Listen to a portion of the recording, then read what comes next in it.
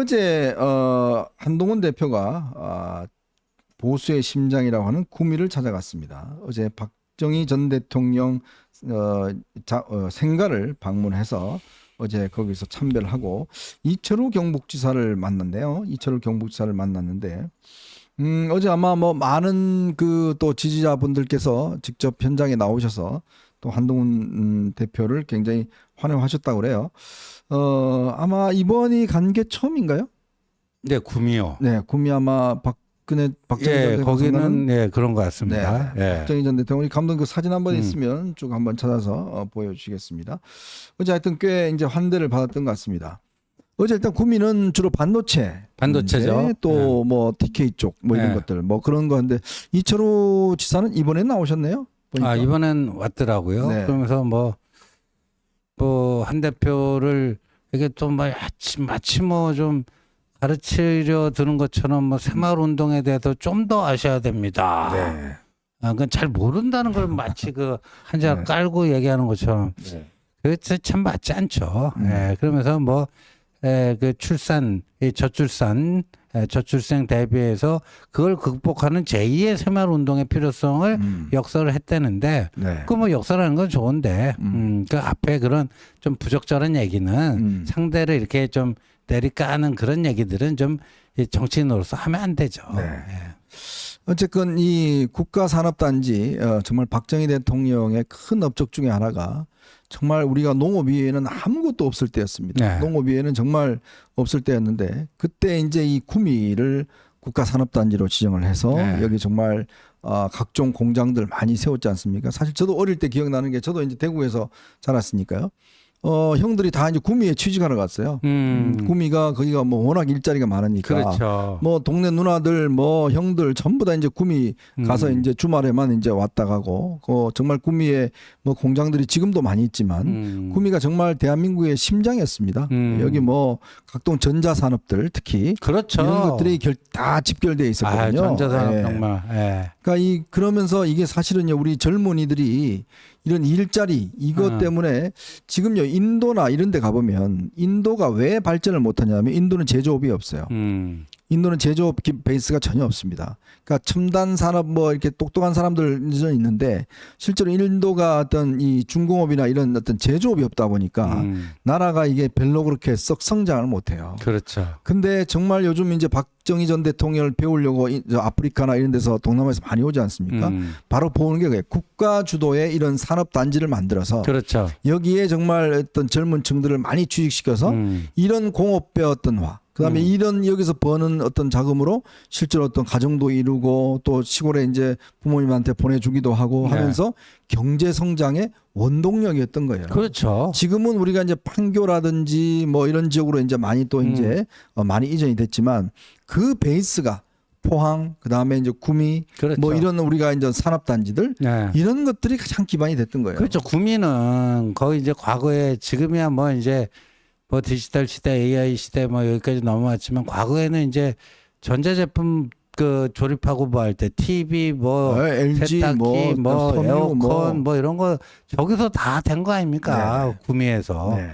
예, 그 구미가 그런 곳이었는데 우리나라 참 그 삼성전자 그다음에 금성전자였죠 옛날 LG전. 네. 예, 금성. 골드스타. 그다음에 대우전자도 있었어요. 네. 그런 게 이제 저 구미가 거기에 이제 뭐 이를테면 거기에 이 대한민국의 중심 도시였는데 지금은 이제 그게 사양산업화되면서 많이 공동화되고 했는 건데 어제 이제 한동훈 대표가 가서 그 던진 메시지는 그때의 영광을 단순히 되살리자 이게 아니고 지금 이 시대의 변화, 시대의 조류의 흐름에 맞게끔 이제 구미가 21세기 첨단 디지털 사회, AI 시대 이거를 개척해 나가는 데 있어서 뭔가 이제 선두주자가 돼야 되지 않겠느냐 그런 메시지를 던진 거죠. 예. 참요 뭐 이게 세대가 얼마 지나지 않은데 사실 이제 제 옛날 경험을 들으면 제가 이제 초등학교를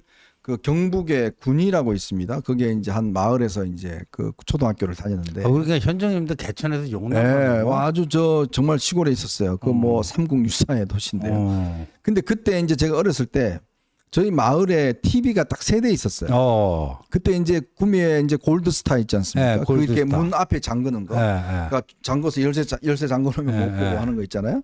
그게 이제 세대가 있었는데 이제 파출소에 하나 있었고 우리 동네에서 제일 잘 산다는 분 이제 집에 하나 있었고 또 저희 집에 하나 있었어요. 왜냐하면 저희 집이 이제 형들이 다 구미 가서 이제 그때 공장에 그때 회사에 다녔거든요. 그래서 일찍이 이제 그 TV를 집에 사와서 이제 했는데 그러니까 저녁에 한 뭐 6시나 7시쯤 되면 이제 어르신들이 집에 다 모입니다. 그 마당이 꽉 차요, 이제.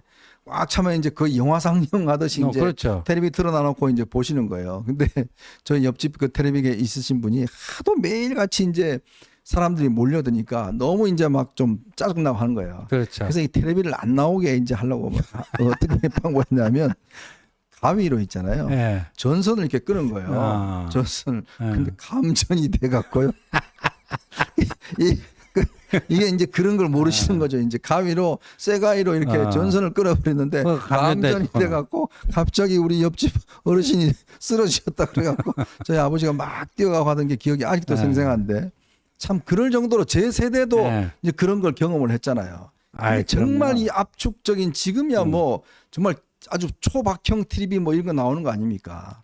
그러니까 이 짧은 시기에 어떤 대한민국이 이렇게 우리가 발전할 수 있었던 것은 결국은 이 박정희 전 대통령의 그런 산업화. 그렇죠. 뭐 이게 하나의 아주 결정적이었잖아요. 그죠? 예, 그때는 사실 요즘이야 이제 뭐 시장 경제 그렇지만 그 당시만 해도 제대로 된 뭐 시장이랄까 기업이랄까 이게 제대로 형성이 안 돼 있던 시절이다 보니까 그때 이제 한국형 고속성장 이게 보면 한국형 모델을 만들어낸 거 아니에요. 정부 주도형이라고 하는, 뭐 그겁니다. 그래서 그렇다고 이게 시장 경제 논리를 무시하고 뭐 계획 경제를 한 게 아니라 시장 경제의 장점을 살리는데 그걸 선도해 나갈 기업이라든가 이런 게 모자라다 보니까 아무래도 정부가 가장 큰 능력을 발휘할 수 있고, 뭐 하다 보니까 이제 그때는 사실 그랬잖아요. 박정희 대통령이 이병철 회장, 정주영 회장, 뭐 LG 또 임자가 뭐 해? 뭐 반도체 해? 뭐